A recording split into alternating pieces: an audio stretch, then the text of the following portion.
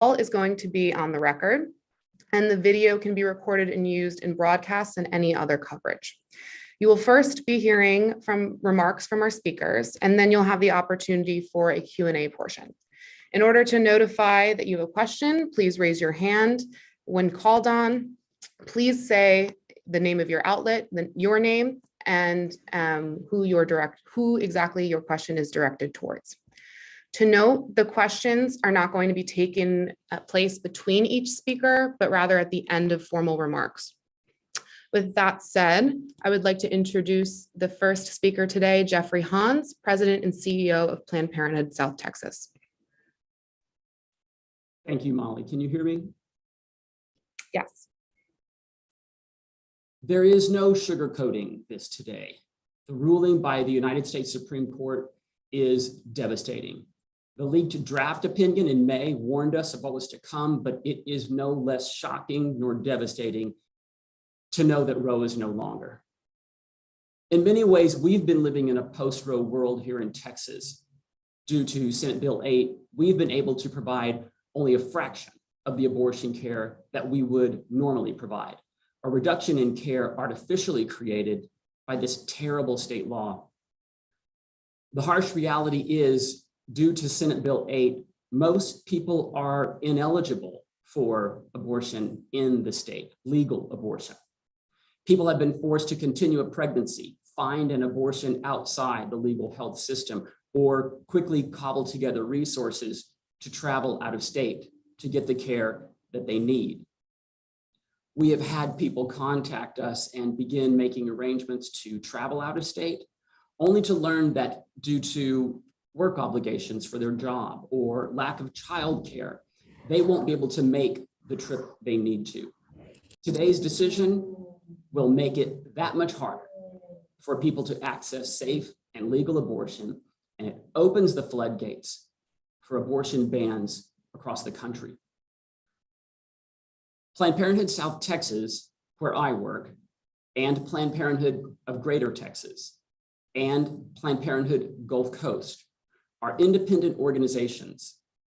We have our own separate boards, staff, patient populations, and unique considerations.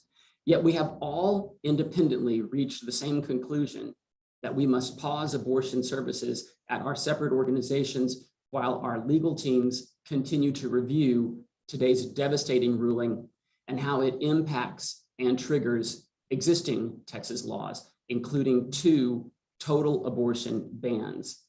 We all believe that this pause in abortion care, while heartbreaking, is the best way to protect our staff and patients and ensure that we remain strong, viable organizations providing healthcare in the years to come. Now, I want to be clear, today's decision will not close Planned Parenthood health centers in Texas. We have been a valued part of our communities for decades. Our proud history includes providing essential family planning and sexual health care for decades before Roe versus Wade established legal abortion in the United States. We've been here before, and so we're not going away now. Planned Parenthood is here for good. Our family planning services just became all the more essential. But the impact of today's devastating, unjust ruling will be felt all over our communities.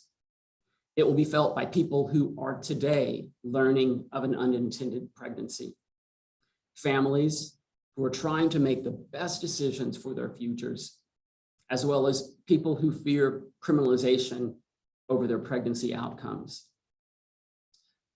The majority at the Supreme Court has failed the American people. Plain and simple, they got it wrong. And the fight to bring back abortion access to Texans begins today.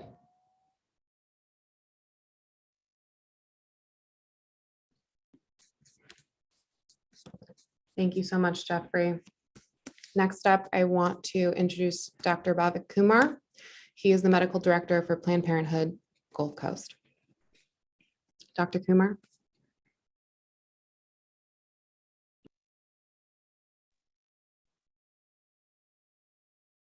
Hello, my name is Dr. Bobby Kumar. I'm a staff physician at Planned Parenthood Center for Choice in Houston, Texas. I've been providing abortion care throughout Texas for over 7 years now. During the past 7 years of providing abortion care, I've met, sat with, cried, and taken care of thousands of people who have sought to end their pregnancies when they know it's not the time for them to be pregnant. These are real people with real stories and real lives. It's always been these stories that I consider an honor and privilege to hear that propel me forward in the work in caring for people in need. This week, I took care of a mom of 2 whose primary language is Vietnamese, and she had just moved to the US earlier this year. I took care of someone who's 26 years old, a mom of 5, navigating care for her youngest child who has special needs. And I saw someone who had been raped at a party but didn't qualify for care under Texas's harsh law, Senate Bill 8. There's been nothing more inhumane, cruel, and unethical for me as a physician than denying people the healthcare they seek in their time of need in my entire medical career. And yet today, the Supreme Court of the United States has issued a ruling that moves the needle even further in harming pregnant people and inflicting trauma on everyday folks trying to do what they need to do that they know is best for their body, their life, and their future. Shame on this court for their decision. Shame on every politician who has brought us to this moment. Shame on every person with power who has ignored the multitude of research and data that has told us the harm that will occur when abortion is inaccessible. You have birthed a national tragedy and a global embarrassment. Let me be clear that I'm outraged, angry, and beyond terrified for what is to come now. We should all pay attention to outcomes in other countries like Ireland and Poland, where women have died recently due to their inability to access abortion. El Salvador, where people are jailed for having miscarriages, and so much of the world that lack abortion access, where they have extremely high rates of maternal mortality, all of which could be avoided and improved with access to safe abortion care. And here we are in a country where Black women are 3 times more likely to die during childbirth. All of these outcomes can worsen with this reckless decision. As with all bans and limits on abortion, it never stops the need for abortion access. We've seen that in Texas over the last 10 months, and now we'll see that in large swaths of the country. Thankfully, some states will be able to continue providing abortion care for people that it's so critically needed. And then other states like Texas will continue to show up however we can for people that rely on us and need us to help them do what's best for them. Our fight continues, and I, along with many others, will not give up on the people who need us as the government as the government continues to fail us. The fate of Roe is not the fate of Planned Parenthood. Our doors are open, and we are here, and we continue to do everything we can to ensure every individual can get the care that they need, including and especially abortion care, to be able to control our bodies, our personal health care decisions, our lives, and our futures. We'll never turn our backs on the people who will continue to need us. Thank you. Thank you, Dr. Kumar. Next up, speaking, we have Dr. Amna Dermish. She's the Chief Operating and Medical Services Officer for Planned Parenthood Greater Texas. Thank you, Molly. As Molly mentioned, my name is Dr. Amna Dermish. I am the Chief Operating and Medical Services Officer for Planned Parenthood of Greater Texas, and I've been an abortion provider in Texas for 9 years. Today's opinion from the Supreme Court is nothing short of devastating. My heart is broken for every single person in this country because we are all impacted by the fallout of this opinion, whether you choose to believe so or not. I became a doctor in order to help people, and every step in my career has been dedicated to making sure patients receive the care that they need, because I trust my patients to know what is best for them. It is a privilege to do this work and to work alongside staff who are so dedicated to caring for our communities.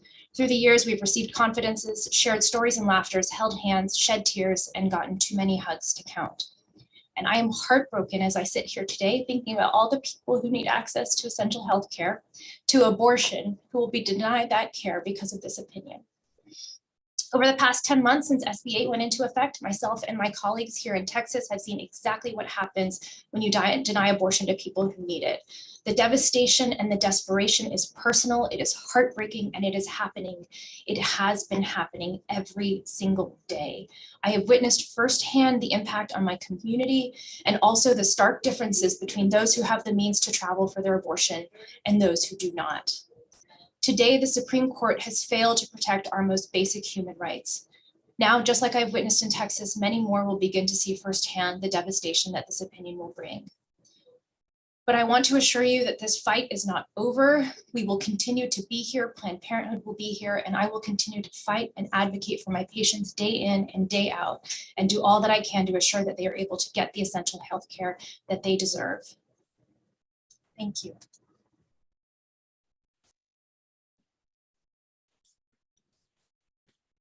Thank you so much, Dr. Dermish. Next up, we have Diana Limon Mercado. She's the Executive Director of Planned Parenthood Texas Votes. Diana? Thank you. I'm Diana Limon Mercado, the Executive Director of Planned Parenthood Texas Votes, the advocacy and political arm of Planned Parenthood in Texas. I've been with Planned Parenthood for 12 years now, and the conversation we're having today is one I had hoped we would never have to have, but we've been preparing for it and warning about it for years. Despite the attacks over the past decade, we know that Americans and Texans overwhelmingly support legal abortion, with 89% of Texans disagreeing with the Texas trigger law that is poised to criminalize abortion in Texas with no exceptions, not even for rape or incest. But despite clear support from Texans, anti-abortion lawmakers have continued with their relentless efforts to limit our freedoms. Politicians are more focused on regulating our personal medical decisions than in addressing the real crises like the economic turmoil caused by the pandemic, rising maternal mortality rates, gun violence in our schools, and a failing electric grid. The Supreme Court's decision today has erased 50 years of precedent and destroyed abortion rights across the country. As a person who has had an abortion, it is unfathomable that yesterday each of us had the right to legal abortion, and today we have woken up with less bodily autonomy and freedom than we went to sleep last night. This is a horrible day for Texas, our country, and a truly despicable moment in our history. Today's decision gives validity to laws passed by extremist politicians that were never intended to make care safer, but rather aimed to shame and stigmatize those seeking abortion. Politicians here in Texas have now been given the green light by our nation's highest court to continue promoting lies while harming the very people they're supposed to be serving. Planned Parenthood Texas Votes has always worked to elect candidates who firmly respect the right to abortion and other essential health care. Now more than ever, we are committed to getting out the vote for candidates who will restore abortion access here in Texas. I want every legislator and politician to hear me loud and clear. The Supreme Court has turned their back on us and has made a decision that the overwhelming majority of Texans do not agree with. We are not going to accept this decision or quietly disappear. We are not going to stop fighting for the basic dignity we deserve, and we're not going back. We are going to be louder than ever. We are going to build a pro-abortion majority. You heard me clearly, a pro-abortion majority that will enshrine abortion access into law and actually represent the voters of Texas. The fight is not over, and I want every person to know who is pregnant across the state now and in the future that they are not alone. I, along with millions of allies, advocates, healthcare providers, doctors, nurses, and many others, are standing with you and will do everything in our power to ensure that you have every resource you need for your health, safety, family, and future. There are just 137 days between now and Election Day. There is no gerrymandering in statewide races, and we will mobilize every day across the state between now and then to make our voices and our stories heard. Thank you.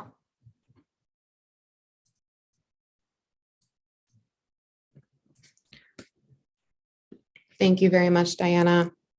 We have now reached the Q&A portion of this call. I want to remind everyone, in order to notify that you have a question, please raise your hand, and we will get to you as soon as we can. I also want to remind you that once you are called on, please say your name and your outlet and who your question is directed towards. With that, I want to first take the question from Stephanie Rosales at KRGV, who has a question for Dr. Dermish. Stephanie, I will unmute you right now for that question.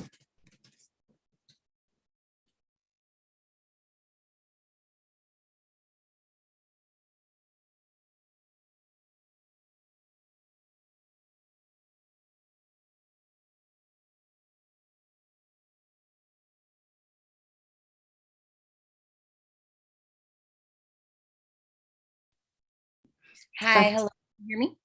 Perfect. Hi. So question for Dr. Dermish.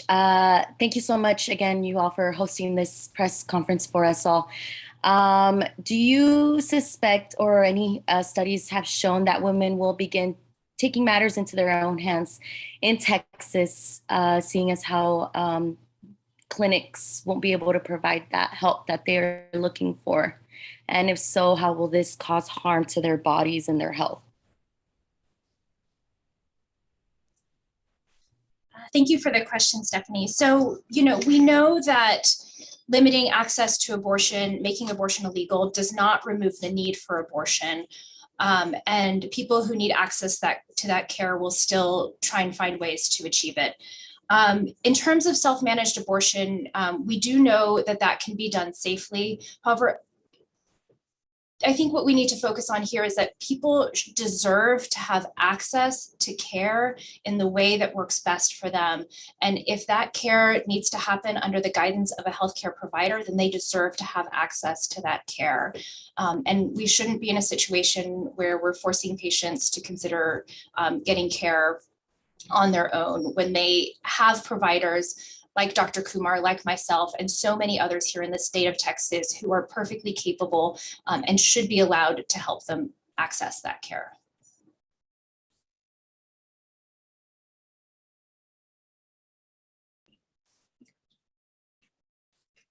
Great. Thank you so much, Dr. Dermish. Next up, we have Eleanor Dearman from the Fort Worth Star-Telegram.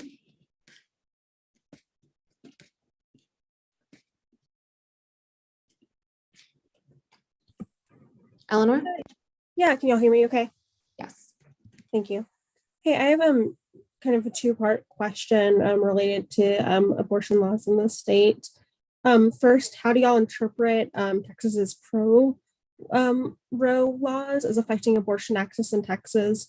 And then also, do y'all believe abortion providers could face homicide charges under the Texas Penal Code following the overturning of Roe?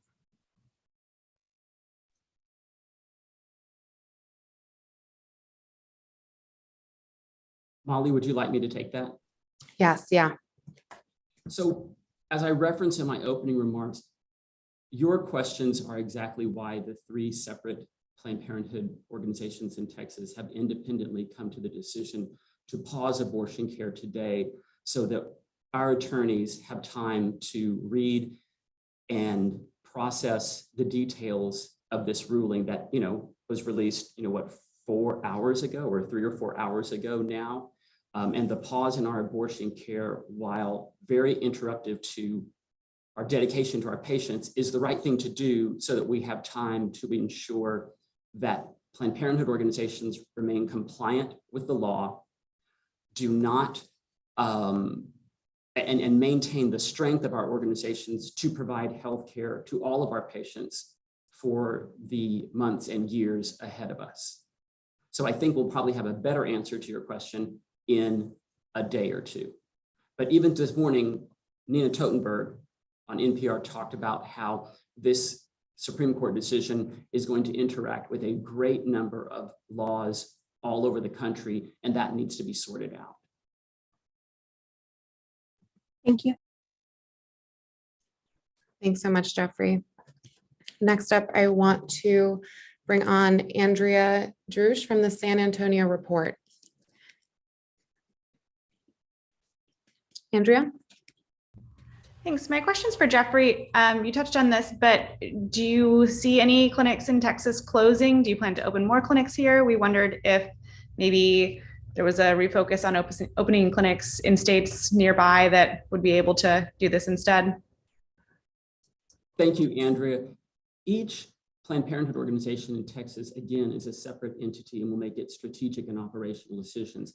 I can speak for Planned Parenthood South Texas, where we have no intention of closing any of our clinics. Remember, overwhelmingly, the people who walk through our doors are coming in for a wide range of healthcare up until today, including abortion care. But all of that will remain.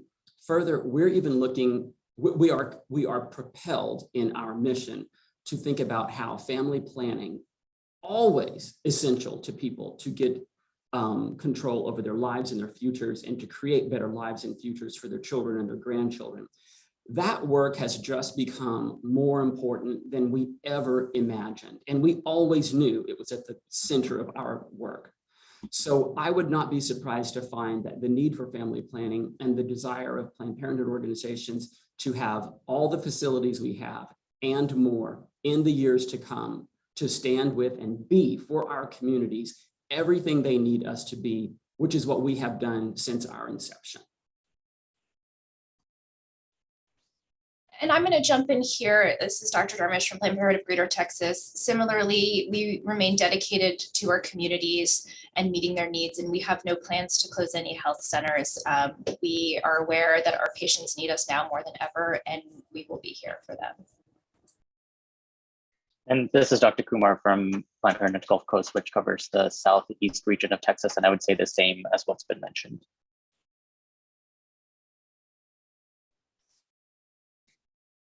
Great, thank you. Thank you so much.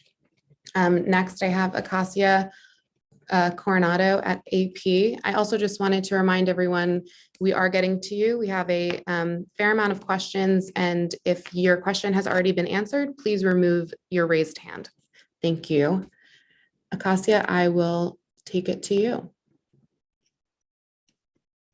Hi, thank you so much for doing this. So just to confirm, have all Planned Parenthood abortion services in Texas been paused as of today?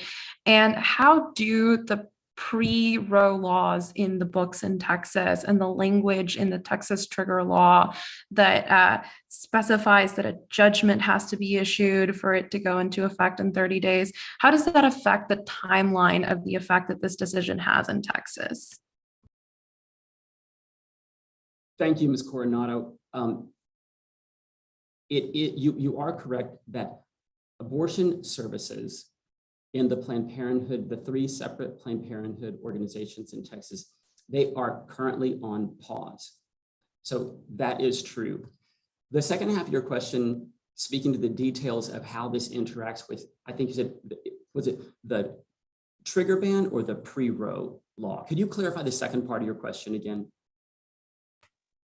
Yes. How do the pre-Roe laws in Texas, the laws that were in place before the 1973 ruling, and the language of the trigger law that was passed in 2021, which says that it goes into effect 30 days after a judgment, not the opinion.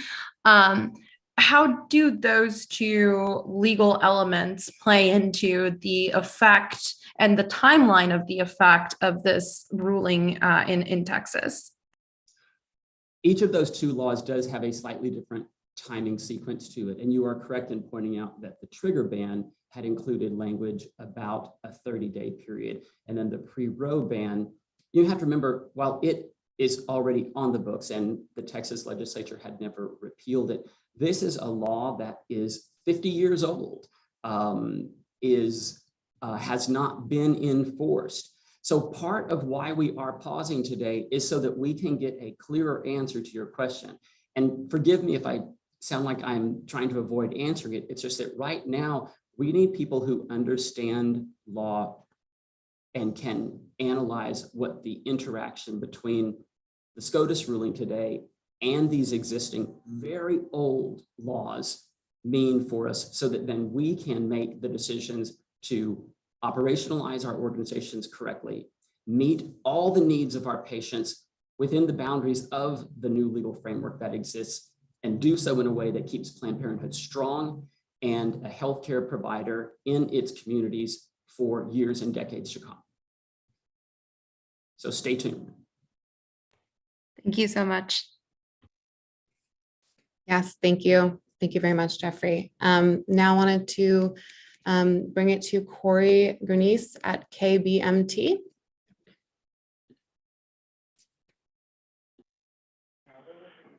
Can you hear me? There we go.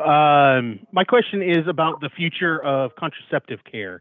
As far as will birth control still be available? Will you guys still be able to provide the contraception and pre-pregnancy care that you provided in the future?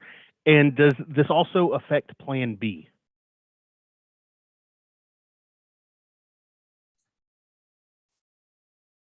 I'll take a first stab at that, and I welcome the physicians on the call to step in with their thoughts as well. But make it clear to anyone who gathers news from your outlets, all other services at Planned Parenthood clinics in Texas, all Planned Parenthood clinics in Texas are open, available, providing that essential care. There is nothing about the Supreme Court decision that makes a Depo-Provera shot or a cycle of birth control pills in any way unavailable. Now, the way this is going to interact with legal precedents before and after the Roe v. Wade decision, I'm going to leave that to our attorneys to counsel us about that in the days and weeks to come. But let everyone know that all of our care remains available.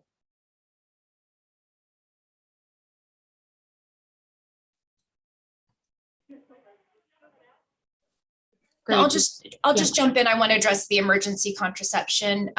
So emergency contraceptive medications are not abortifacient. So what they do is prevent fertilization. They prevent pregnancy.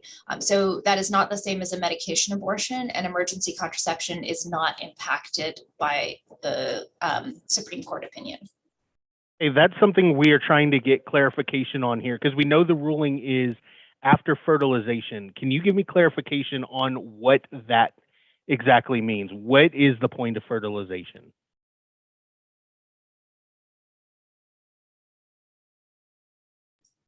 So, you have people who are not physicians providing opinions on medical care. And so the way emergency contraception works, like the Plan B pill, is it prevents or delays ovulation so that there is no egg that is available to be fertilized by a sperm. So again, it is preventing fertilization. I'm not going to speak anymore as to the intent or definition of fertilization according to the Supreme Court. This is when you have, again, lay people or non-physicians who are trying to interpret, non-medical providers trying to tell physicians and other healthcare providers what we can and can't do for our patients. It gets really complicated. But emergency contraception prevents fertilization. It is not the same as a medication abortion. Okay, thank you very much. Thanks so much, Corey. Next, we have Steven Santana at My San Antonio.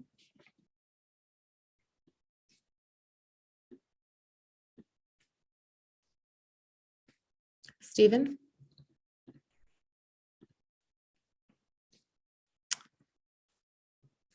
Okay, all right, Steven, maybe we can get back to you in a little bit. Next, we have Aaron Douglas at the Texas Tribune. Hi, thanks for taking my question. Could you say whether, this question is for Jeff, if you get any more clarity on the pre-Roe bans, will Planned Parenthood South Texas start resuming abortions ahead of the trigger law?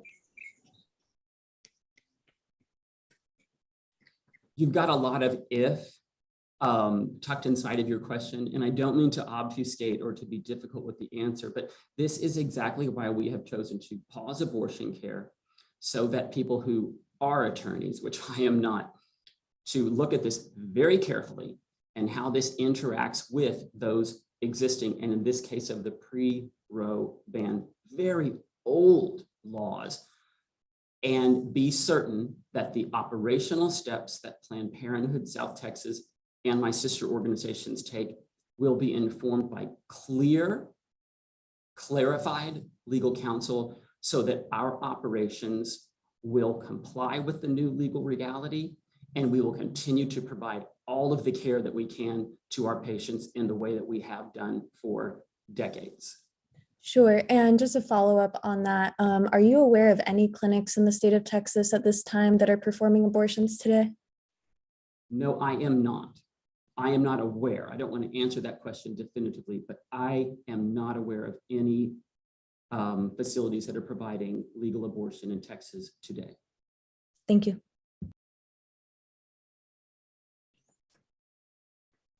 Great. And I'm going to bring it back to Stephen Santana now. San Antonio. Yes, hi, sorry about that. I spoke with, my question's for Jeffrey. I spoke with Frontera Fund earlier, who provides funding for abortion services to women or people in the RGV area. And the founder told me today that most people there will be greatly impacted by today's decision, given that there are very few clinics in the South Texas area in the Rio Grande Valley. Are there any plans to further extend those services to those people in that area, the services that are remaining going forward from today? Stephen, I want to be sure I understand. When you say those services, are you talking about abortion care, or are you remaining services and now that abortion care is paused? So the full range of family planning, sexual health care, and primary care that Planned Parenthood South Texas provides at its facilities in Brownsville and in Harlingen, all of that is open and operable today, will be tomorrow, and for the weeks, months, and years to come.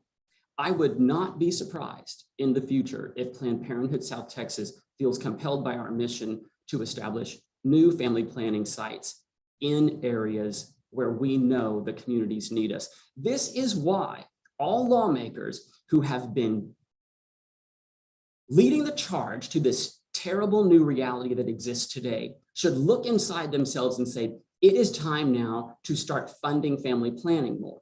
It's also time for people like me and my colleagues to begin the work to bring abortion access back.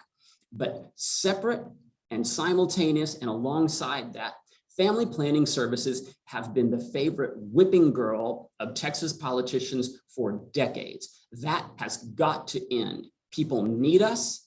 People need family planning for their own lives and the lives of their children and their grandchildren and the families that they may hope to have and the futures they want for those people. And we have got to step up and provide that care. I know that Planned Parenthood will continue to be that force as we have been for decades.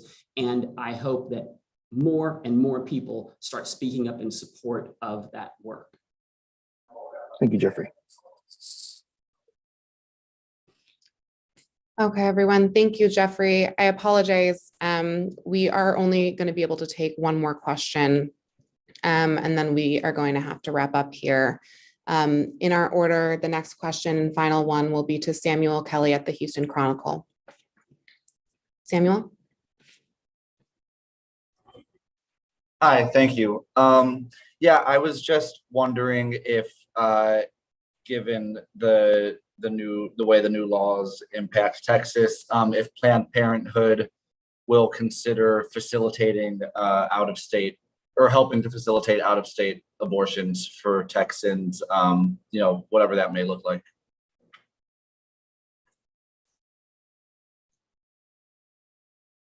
I'm happy to let one of my colleagues speak, or I'm happy to speak to the question if you would like.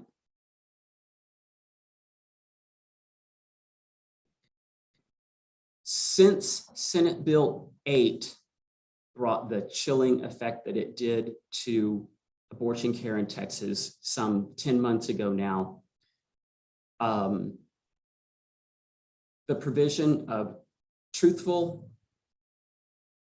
information and speech to patients so that they have the information they need to seek the healthcare they decide to seek, that has been increasing from Planned Parenthood organizations as people have called us only to find out that their pregnancies are too far along for the Senate Bill 8 6-week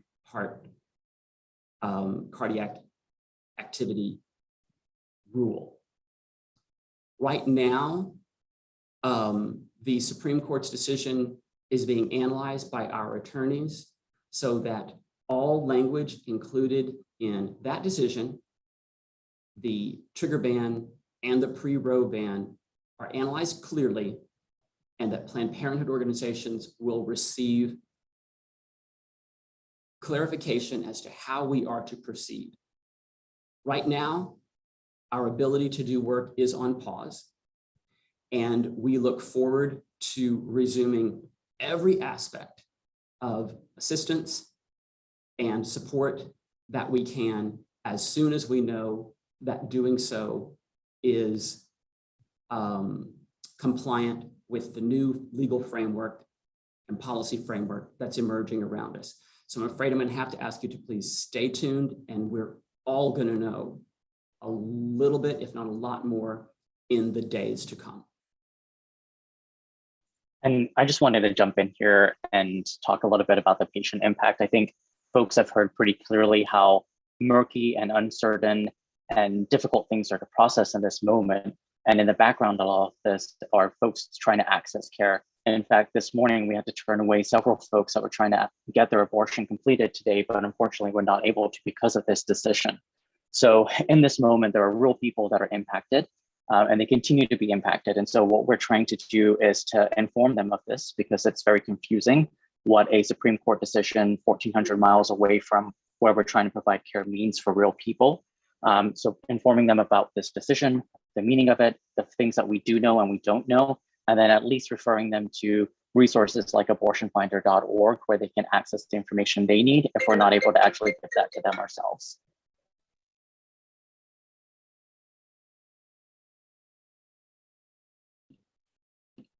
Thank you. Yeah, thank you. Thank you very much, Dr. Kumar, Jeffrey, and to all of our speakers today. I want to remind you all, as we mentioned, that the recording of this call will be sent out following everything. So thank you everyone for joining. I appreciate it. And we will send the recording soon. Bye.